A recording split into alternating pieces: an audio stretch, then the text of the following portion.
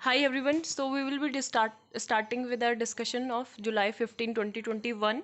Continue करेंगे कांवर यात्रा का। मैंने जो ये वीडियो है ये पहले ही बना दिया है एक्सप्लेन पेज का, ठीक है, क्योंकि ये बाद में रह जाता है। तो अभी हम देख लेते हैं क्या क्या और न्यूज़ है 15 जुलाई की। तो Sri Lanka stairs at economic crisis. Sri Lanka जो है बहुत ज़्यादा बड़े इकोनॉमिक क्राइसिस से गुजर रहा है और इनको अभी जो फॉरेन डेट है पेमेंट्स वो करनी है। इन्होंने अभी तक 1.3 बिलियन ऑलरेडी पे कर चुका है। 3.7 बिलियन इनका टोटल था। इसके अलावा यहाँ पे अब ये बोल रहे हैं कि जो आईएमएफ है इससे ये बंद करेंगे फॉरेन इन्वेस्टमेंट लेना, और बाकी की जो कंट्री है चाइना, इंडिया, तो यहाँ से हम सीख करेंगे, ठीक है। तो $400 मिलियन जो स्वैप है वो इंडिया देगा, और चाइना ने ऑलरेडी 1.5 बिलियन स्वैप फैसिलिटी किसको प्रोवाइड की, श्रीलंका को। और श्रीलंका ने अपने जो जितने भी इम्पोर्ट हैं फार्म केमिकल्स से रिलेटेड, कार्स, इवन टर्मरिक, तो फॉरेन एक्सचेंज रिजर्व में वो सब क्या हो गए, वो उसमें उन्होंने कट बैक कर लिया है, and hindering its ability to repay a mountain of debt as national struggle to recover from the pandemic. दूसरी जो न्यूज़ है, बेस्टिल डे सेलिब्रेट किया गया था फ्रांस ने, ठीक है। फ्रांस का बेस्टिल डे परेड ये हुई थी। और यूएई ने इनॉग्रेट किया है embassy in Tel Aviv.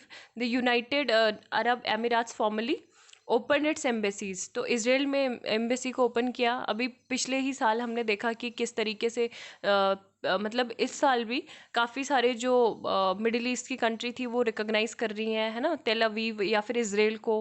Bahrain ने फॉर्मली रिकॉग्नाइज किया था। तो इसमें जो फॉर्मर यूएस के प्रेसिडेंट थे डोनाल्ड ट्रम्प, तो उनका काफ़ी बड़ा योगदान माना जाता है। अब्राहम अकॉर्ड एक हुआ था, उसके बेसिस पे ये किया था।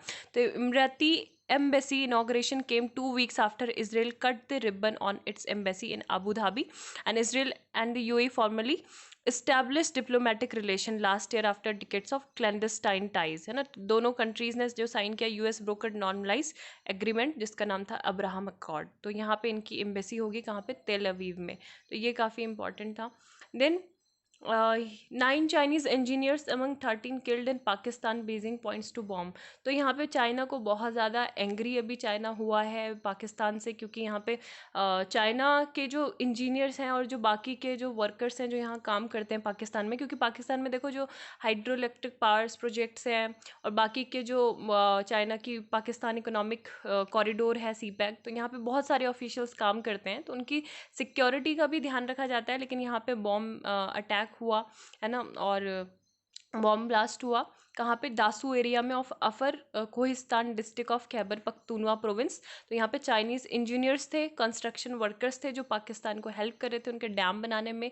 ये पार्ट है $60 बिलियन जो सीपैक है, ठीक है, चाइना पाकिस्तान इकोनॉमिक कॉरिडोर का। तो यहाँ पे उनकी जान चली गई। तो अभी पाकिस्तान को जवाब देना होगा बीजिंग को कि क्यों गई, क्या हुई इनका यहाँ पे। मतलब जो पाकिस्तान के water and power development authority है, तो ये बस ये कह रहे हैं कि जो डैम कंस्ट्रक्शन ही जो था एक्सीडेंट था ये यहाँ पे, और बाकी और कुछ था नहीं, किसी ने क्लेम भी नहीं किया है। तालिबान क्लेम कंट्रोल ऑफ की Afghanistan border crossing with Pakistan. तो जो तालिबान के फाइटर हैं अफगानिस्तान में, उन्होंने काफ़ी जो इम्पोर्टेंट बॉर्डर एरिया हैं जो पाकिस्तान से क्रॉस होते हैं, तो उन्होंने वहाँ पे क्या कर लिया है, कंट्रोल कर लिया है अपना, ठीक है। तो स्पिन बोल्डेक एक बॉर्डर है district in Kandahar province. Civilians in the areas at clashes were going on and it was not clear who control the border post. ये भी क्लियर नहीं था कि कौन कंट्रोल कर रहा है बॉर्डर पोस्ट। और Mujahideen have captured in important border town called वेश, तालिबान स्पोक पर्सन ने ये कहना है। एंड पोस्ट जो है सेकंड मोस्ट इंपॉर्टेंट क्रॉसिंग है on the border in landlock Afghanistan Pakistan, जो साउथ सदर्न अफगान सिटी है कंधार को जोड़ती है पाकिस्तानी पोर्ट से, ठीक है। और 900 ट्रक्स जो है फ्रंटियर मतलब यहाँ से गुजरते हैं। और अभी यूएस का जब से विड्रॉल हुआ है तो तब से लगातार ये अपने जो प्रेजेंस है नॉर्दर्न प्रोविंस में अफगानिस्तान के वहाँ पे बढ़ा रहे हैं। इसके अलावा जो मज़ार शरीफ है वहाँ से भी हमने काफ़ी सारे अपने जो सिविलियंस जो डिप्लोमेट्स थे उनको क्या कर लिया, अपने कंट्री में लिया है। बाकी अभी हमारा कॉन्सुलेट वहाँ पे स्टिल वर्किंग, जो एम्बेसी है हमारी तो काबुल में, ठीक है, वो तो वर्क कर ही रही है। देन दीज आर बाकी यहाँ पे जो तालिबान है ये फोर्स कर रहे हैं जो स्मॉल एथनिक माइनॉरिटी के लोग हैं कि आप कन्वर्ट में इस्लाम हो जाओ या फिर जो है अपने हमारी कंट्री को छोड़ दो और आप अपने होम में चले जाओ, है ना। मेनली जो नॉर्दर्न प्रोविंस ऑफ बदकिस्तान है, these are minority Kyrgyz who live there for century, they are now in Tajikistan awaiting their fate. तो पाकिस्तान ने भी कुछ बॉर्डर जो है क्लोज किया है इनके साथ। और यहाँ पे जो जॉर्ज डब्ल्यू बुश थे, है ना, जॉर्ज बुश, तो इन्होंने क्रिटिसाइज़ किया है जो भी वेस्टर्न ने विड्रॉल किया है अभी फॉर्मर अफगानिस्तान का। ये फॉर्मर यूएस प्रेसिडेंट रहे थे और इन्हीं के टाइम पे जो था Afghanistan began under Bush after the सितंबर 11 2001 अटैक्स, है ना। तो उसके बाद Washington give Taliban leader Mullah Omar ultimatum. Mullah Omar को एक अल्टीमेटम भी दिया था। उस टाइम पे तालिबान का लीडर था कौन? मुल्ला उमर। तो ये बोला था कि आप जो अलकायदा का लीडर है ओसामा बिन लादेन उसको हैंड ओवर कर दो और जो भी मिलिटेंट ट्रेनिंग कैंप है उनको डिसमेंटल करो और प्रिपेयर रहो टू बी अटैक्ड। लेकिन उमर ने ये रिफ्यूज़ कर दिया। उसके बाद जो यूएस लेड कोलिशन था, इन्होंने इन्वेजन जो था उस ईयर को यहाँ पे लॉन्च किया, ठीक है। लेकिन अभी क्या हुआ, ये सब विड्रॉ कर दिया यहाँ से जो अपने ट्रूप्स थे। और यहाँ पे इनका कहना है फॉर्मर प्रेसिडेंट ऑफ यूएसए का कि ये बिल्कुल भी सही नहीं था, because I think the consequences are going to be unbelievably bad. It's unbelievable how that society change from the brutality of the Taliban. मतलब एक सोसाइटी जो चेंज हुई थी, ब्रुटैलिटी थी बहुत ज़्यादा पहले तालिबान एक ज़माने में, अभी फिर से वही चीज़ हो रहा है all of sudden. Sadly I am afraid Afghan women and girls are going to suffer unspeakable harm, है ना। तो ये दोबारा से हो सकता है। और अभी कुछ बीच में न्यूज़ भी आई थी ना कि वहाँ पे महिलाओं को, जहाँ पे तालिबान का मतलब बिल्कुल कंट्रोल हो गया है, तो वहाँ पे महिलाएं जो हैं अपने जो मेल पार्टनर है उसके बिना घर से बाहर नहीं निकलेंगी। तो ये सब बातें भी वो अब स्टार्ट हो रही हैं, जबकि अफ़गानिस्तान एक ऐसी कंट्री था नहीं। प्लान विदाउट पीपल, तो यहाँ पे दिल्ली मास्टर प्लान, ये फहाद जुबैरी का आर्टिकल है, काफ़ी अच्छा आर्टिकल इन्होंने लिखा है। He is an academian and writes about politics, culture, architecture and city studies. तो ये इन्होंने बोला है कि जो दिल्ली डेवलपमेंट अथॉरिटी है, डीडी, इन्होंने एक ड्राफ्ट रिलीज़ किया था, draft Delhi master plan 2041 last month. When read on its own the master plan, मतलब ये एक रिपीटिशन है जो मास्टर प्लान 2021 था। और ये एक सिग्निफिकेंट होगा गवर्नमेंट ऑफ, मतलब अभी रिसेंटली गवर्नमेंट ने क्या पास किया था, government of national capital territory of Delhi amendment act, है ना। और ये क्या है, अर्बन प्लानिंग पे मेनली लिखा हुआ है। अब ये जो एक्ट था दिल्ली गवर्नमेंट का, दिल्ली तो ये क्या करता है, ये एक डिस्पेंसेबल है to reading of the Delhi master plan, because ये एक्ट क्या क्लैरिफाई करता है कि एनी लॉ, जो भी लॉ पास होगा लेजिस्लेटिव असेंबली के द्वारा, द टर्म गवर्नमेंट, ठीक है, तो गवर्नमेंट ही क्या है, एलजी ऑफ दिल्ली। गवर्नमेंट मतलब क्या है, LG of Delhi. It also empowers, जो एलजी है उनको एग्जीक्यूटिव एक्शन से भी ये एम्पावर करता है, जो भी डे टू डे मैटर्स होंगे नेशनल कैपिटल टेरिटरी के। और जो स्टेट असेंबली है उनको मतलब इंक्वायरी करने से भी प्रोहिबिट करता है ना। तो GNCTT एक्ट्स ये है। और यहाँ पे ये बोला जा रहा है कि जो रिलेशनशिप थी, है ना, मतलब पहले तो ये बता दें कि जो इलेक्टेड गवर्नमेंट है uses the Delhi Jail Board, Urban Development Department and Delhi Urban Shelter Improvement Board to address the day-to-day issues of the mega city. तो 3 elected municipal corporation operate at the level of local governance and execution. अब जो vision है urban planning का, ठीक है, शहरी योजना जो है अर्बन प्लानिंग, तो अर्बन प्लानिंग में दिल्ली इज़ अनएम्बिगुअसली सेंट्रलाइज किस तरीके से है अर्बन प्लानिंग में, क्योंकि जो DDA है, दिल्ली डेवलपमेंट अथॉरिटी, ये किसके अंतर्गत आती है, यूनियन गवर्नमेंट के, ठीक है। यूनियन गवर्नमेंट के अंदर मतलब ministry of housing and urban affairs, ministry of housing and urban affairs के अंतर्गत आती है। तो जो LG होते हैं, LG इसके चेयरमैन हैं, ठीक है। DDA के चेयरमैन कौन है, LG। और ये ही क्या करते हैं, एक्सरसाइज करते हैं, एग्जीक्यूटिव पावर इनके पास ही है। तो एक तरीके से ये सेंट्रलाइज्ड हो गई ना ये बॉडी। लेकिन इन्होंने क्या करनी है, अर्बन प्लानिंग करनी है, जो कि मतलब जो लोकल, मतलब अगर बात करें जिसमें लोकल लोगों का पार्टिसिपेशन होना चाहिए, वो चीज़ नहीं हो पाता है ना, इसीलिए ये टाइटल दिया हुआ है अ प्लान विदाउट पीपल, क्योंकि यहाँ पे पूरी तरीके से सेंट्रलाइज इसका केंद्रीकरण किया हुआ है, इस वजह से ये नहीं हो रहा है। और अगर हम बात करें रिलेशनशिप की सेंट्रल गवर्नमेंट और जो दिल्ली गवर्नमेंट है ना, जैसे उस टाइम पे अटल बिहारी वाजपेयी जी की सरकार थी, मनमोहन सिंह जी की सरकार थी, तो शीला दीक्षित स्टेट गवर्नमेंट में, मतलब यहाँ पे थी यूनियन टेरिटरी में, लेकिन काफ़ी ज़्यादा बेनिफिट्स भी दिल्ली को मिले इससे। और एक मतलब जो सहकारी संघवाद है वो अच्छे से भी ग्रो हो रहा था, डेवलपमेंट जो था ग्लोबली अप्रिशिएट भी किया गया, रोबस्ट नेटवर्क हुआ इस्टेब्लिश पब्लिक ट्रांसपोर्ट का, Delhi metro and transport Delhi transport corporation, और जो बहुत सारे जो फ्लाई ओवर्स थे, रोड्स थे, है ना, वो कंस्ट्रक्ट किए गए। लेकिन मोर रिसेंटली अभी क्या हुआ है, फ्रिक्शन देखने को मिल रहा है अरविंद केजरीवाल गवर्नमेंट और जो बीजेपी की सेंट्रल गवर्नमेंट है उसमें, तो दिल्ली को एक नेगेटिवली अफेक्ट किया है, इसने इम्पैक्ट डाला है। और जो Delhi urban shelter improvement board act है एग्जाम्पल के लिए, ये 14 बिल्स में से एक था जो पास किया गया लेजिस्लेटिव असेंबली के द्वारा, लेकिन इसको क्या था, कोई भी असेंट नहीं मिला, 2016 से इसको रिटर्न कर दिया गया बिना किसी असेंट के। और ये जो है बहुत सारे क्लस्टर को, जो स्लम्स हैं उनको सॉर्ट करता था, कवर करता था, that initially proposed under the rehabilitation program for a city with 49% of population housed informally. This was major setback and Delhi master plan 2021 fell short of meeting its housing goal. तो ये है कि जो act है ये क्या करता है, मैंडेटरी करता है एलजी के लिए कि जितने भी बिल्स हैं वो उनको रिजर्व कर सकता है प्रेसिडेंट के लिए, और इंसिडेंटली जो मैटर्स हैं आउटसाइड मैटर्स उनको भी परव्यू कर सकता है स्टेट गवर्नमेंट के। इनमें से एक मैटर लैंड हो गया और excluded from the state list of the Delhi by the 69 amendment in 1991। So it is obvious that the land is incidental to the most if not on urban development policy.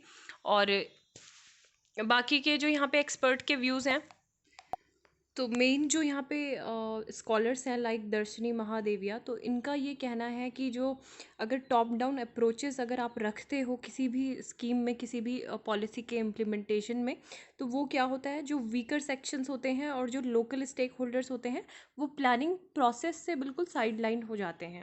इसके अलावा जो इकोनॉमिक्स्ट हैं Asher अहुलवालिया, तो इनका भी ये कहना है कि प्लानिंग के फ्लेक्सिबल तरीके होने चाहिए जो लोगों को इनकरेज करें और ज़्यादा पार्टिसिपेट करने में, प्रोसेस में। और इन्होंने ये भी बोला है कि लोकल लेवल्स पे प्लानिंग होनी चाहिए and the government must only provide legislative support. ठीक है, लेजिस्लेटिव सपोर्ट गवर्नमेंट को देना चाहिए, एक पार्टिसिपेटरी इन्वायरमेंट गवर्नमेंट को प्रोवाइड करना चाहिए। केवल स्टेट का जो रोल होना चाहिए वो एज अ फैसिलिटेटर होना चाहिए of infrastructure instead of being a dictator of land use. तो ये सारी बातें कुछ बोली गई हैं। And some of the most crucial problems facing the city of Delhi today are, जो अर्बन विलेजेस की प्रॉब्लम है, financial planning, lack of financial planning and a housing crisis। ठीक है, तो these problems requires contextual solutions not top down policy imposition that have already failed। और ये काफ़ी इस बार क्रिटिसाइज भी की गई है एक्सपर्ट्स के द्वारा। तो दिल्ली मास्टर प्लान जो 2041 है traditionally liberal enough has been made more authoritarian, और जो इम्पोज कर रहे हैं पीपल ऑफ दिल्ली पे बाय GNCTD एक्ट। ठीक है, तो ये एक्ट है और इसको क्या करना चाहिए, आप मतलब एक जगह पे जो सारी पावर हैं उसको कंसोलिडेट ना करके इसको थोड़ा क्या करना चाहिए, डिसेंट्रलाइज इसको करना चाहिए। तो यहाँ पे ऑथर का ये कहना था। एंड नेक्स्ट जो आर्टिकल है दैट इज़ रिलेटेड टू, ये आई थिंक मैंने डिस्कस किए हैं या नहीं। So talking taking vaccines to Melghat. तो मेलघाट एक जगह है महाराष्ट्र में, रूरल महाराष्ट्र में, ट्राइबल रीजन है, और यहाँ की ट्राइब का भी नाम ये देख सकते हो कौन ट्राइब रहती है यहाँ पे, कोरकू ट्राइबल्स। ठीक है, तो मेन पहले ये जो थे ये वैक्सीन हेजिटेंसी इन ट्राइब में थी कि ये लोग नहीं वैक्सीनेट करवा रहे थे, लेकिन अभी इन्होंने कुछ सोशल कैंपेन भी करवाए है ना। मतलब वैक्सीन हेजिटेंसी के पीछे जो मेन रीज़न था वो इन्फॉर्मेशन का था, because there is too much information today, social media has pitted us against an infodemic. तो इन्फोडेमिक एक चल रहा है ना, पैंडमिक के साथ साथ जो कोविड रिलेटेड बहुत सारी इन्फॉर्मेशन अलग अलग प्लेटफॉर्म में देखने को मिल रही है, और वैक्सीन से रिलेटेड कि ऐसा वैक्सीन लोगे तो आपको ये हो जाएगा वो हो जाएगा, तो इस वजह से लोग हिचकिचा रहे हैं वैक्सीन ना लेने से। So Melghat our strategy was multifold, language is the centre piece of every culture. So priority ये थी कि जो भी लोग जिस कम्युनिटी से बिलोंग करते हैं उनको उनके ही कम्युनिटी कम्युनिकेशन में कन्वे किया जाए मैसेज। जो डिस्कशन है, कोरोना हर तिवा मेलघाट जीतोवा, यानी कि corona will lose Melghat will win. तो इस तरीके के ब्रॉडकास्ट किए गए यूट्यूब पे। ट्राइबल जो रेजिडेंट्स थे मेलघाट के, उन्होंने सीरियल में एक्ट किया और उनकी लैंग्वेज में था वो क्वेश्चन सेशन था। The kind of communication allowed us to engage with people much more than just dialogue could. तो ये मेन किया गया, इस वजह से यहाँ पे सक्सेसफुली जो वैक्सीनेशन था वो 800, last week we did 800 in a day. तो ये एक रिमार्केबल अचीवमेंट है। और पहले ये था 50 वैक्सीनेशंस भी नहीं हो रहे थे, मतलब इन अ सिंगल डे, है ना, 50 ही मुश्किल से हो पा रहे थे। अब बीफ विद द बिल, तो ये असम में जो न्यू कैटल बिल है, ऑथर का ये कहना है कि ये बहुत थ्रेटन करता है जो रीजन है और इसको रिकंसीडर किया जाना चाहिए। एक तरीके से ये क्या कर रहा है, कम्युनल पोलराइजेशन कर रहा है, उसको और ज़्यादा डीपन कर रहा है।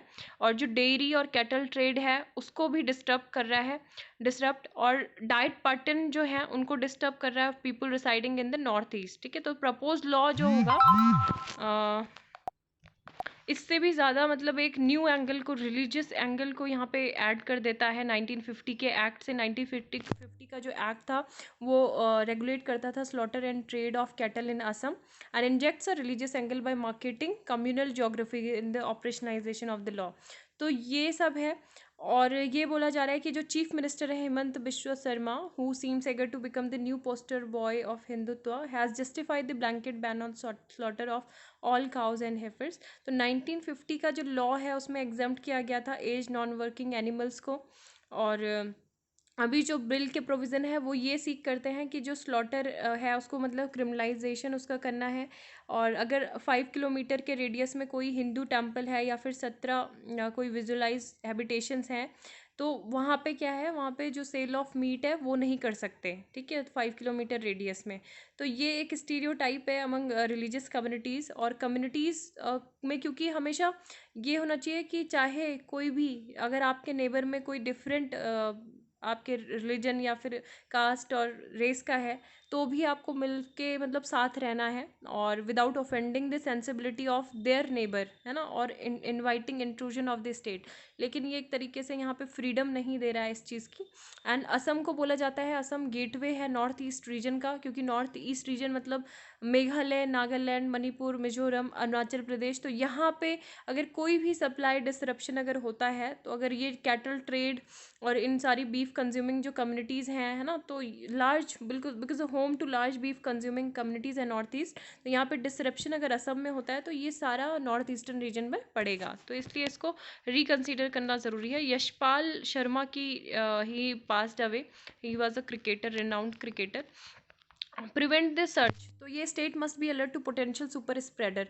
तो इवेंट्स यूज वैक्सीन इफेक्टिवली, तो ये कोविड डेटा से रिलेटेड है कि पास्ट 2 वीक में अभी पैंडमिक की सेकेंड वेव से हम गुजर रहे हैं और जो पॉजिटिविटी रेट है वो 10% है एटलीस्ट 37 डिस्ट्रिक्ट में ऑफ द नॉर्थ ईस्ट। और काफ़ी ज़्यादा राइज कर रहा है केरल में भी, जो ये ग्राफ है जून 27 को। और कुछ हॉटस्पॉट एरिया भी इमर्ज होकर आए हैं महाराष्ट्र में। और बहुत सारे कंसर्न ऐसे हैं कि जो क्राउडेड मार्केट्स है, टूरिस्ट सेंटर्स हैं, वो कंट्रीब्यूट कर रहे हैं, है ना, कंट्री वाइड सर्ज। तो प्राइम मिनिस्टर ने भी अपनी एड्रेस में ये बोला था, मैसेज दिया था कि आईसीएमआर और आईएमए ने भी कॉशन किया है कि जो कोविड एप्रोप्रिएट बिहेवियर है हिल स्टेशन में उसको अपनाओ। और ये है कि मतलब पॉसिबल है थर्ड वेव का आना, और इसको आप इग्नोर नहीं कर सकते बाय लोकल एडमिनिस्ट्रेशन और द पीपल एट लार्ज, है ना। तो इट्स अप टू अस कि हम किस तरीके से थर्ड वेव को रोक सकते हैं। लास्ट में हम ये नहीं बोल सकते कि इसने ऐसा नहीं किया हमारे लिए, इस तरीके से रिस्ट्रिक्शन नहीं किया, क्योंकि हम अभी बिल्कुल खुलेआम खुद ही हम घूम रहे हैं बाहर जाके, है ना, बिना मास्क के हम घूम रहे हैं सब लोग। तो मतलब मैं नहीं, मतलब बाकी के लोग सब घूम रहे हैं।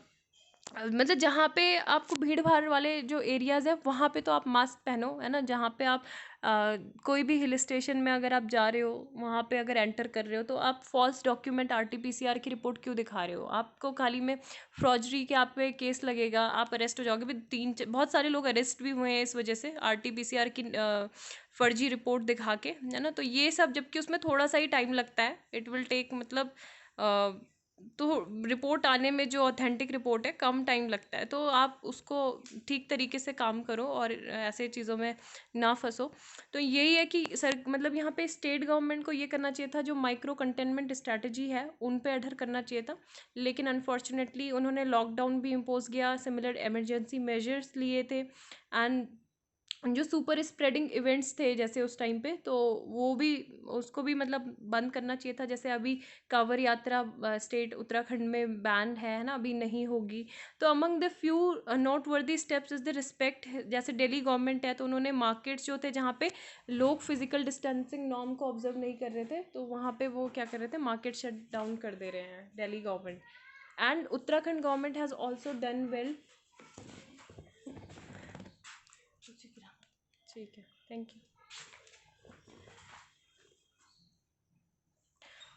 Its decision to press on with the yatra with restriction has invited the Supreme Court intervention. अभी उत्तर प्रदेश गवर्नमेंट ने अभी उनके मतलब लेस पैंडमिक अवेयरनेस वो डिस्प्ले कर रहे हैं, ठीक है, क्योंकि वो कह रहे हैं कि अभी भी हम क्या है, मतलब हम बहुत अच्छे से मैनेज कर रहे हैं कोविड-19 की हैंडलिंग, तो इस वजह से हम यहाँ पे कांवड़ यात्रा कर सकते हैं। Population control in Assam and UP points to political bad faith revive discredited ideas. तो यहाँ पे ऑथर का मेन ये कहना है, एस वाई कुरैशी का, कि अभी सडनली क्यों असम और यूपी गवर्नमेंट को ख्याल आ गया कि आपको क्या करना है, जो पॉपुलेशन कंट्रोल है वो स्टेप लेने हैं, है ना। इसेंशली एक ये बहुत अच्छा आइडिया है पॉपुलेशन कंट्रोल, जनसंख्या नियंत्रण, और बहुत काम भी। इंडिया जो था, हम पहली ऐसी कंट्री थे पूरे वर्ल्ड में जिसके लिए नेशनल फैमिली प्लानिंग प्रोग्राम हमने चलाया था 1952 में, and we have had a national population policy. हमारी हाफ अ सेंचुरी से हमारे हमारे पास क्या है, नेशनल पॉपुलेशन पॉलिसी भी है, अभी 2000 में इंट्रोड्यूस भी हुई थी, और काफ़ी फॉलो भी इसको किया जाता है, और ग्रेट डिविडेंड्स भी इसके हमको मिले हैं। 24 out of 29 states having achieve total fertility rate 2.1 है, तो ये है। बाकी कुछ जिनको बीमारू स्टेट्स बोला जाता है वो अभी दे आर लैगिंग बिहाइंड। और अगर हम बात करें तो ये एक कम्युनल पोलराइजेशन है, इसका प्रोबेबल आंसर जो है कि मतलब क्या करना चाहते हैं, जैसे इसका मतलब ये हुआ कॉलोड्रम बॉइलिंग, ठीक है। कॉलोड्रम बॉइलिंग मतलब ये है कि एक मतलब बड़ा सा कुछ आयरन का पॉट है, मतलब इसमें इसको इस कॉन्टेक्स्ट में इस तरीके से यूज़ किया जा रहा है कि एक मतलब बहुत ज़्यादा एक एंगर का इमोशंस है, ठीक है, उस वजह से ये जो पॉलिसीज़ हैं ये बाहर आ रही हैं नेताओं के मुंह से, ठीक है। तो the propose major suffer from the essential flaws. तो फर्स्टली यहाँ पे अगर हम ग्लोबल एक्सपीरियंस की बात करें पॉपुलेशन कंट्रोल, तो वो काउंटर प्रोडक्टिव ही हुए हैं। जैसे कि हम जो फोर्स स्टरलाइजेशन किए थे प्रोग्राम इमरजेंसी इरा के टाइम पे 75 एंड 77 में, तो उसमें काफ़ी ज़्यादा आपको देखने को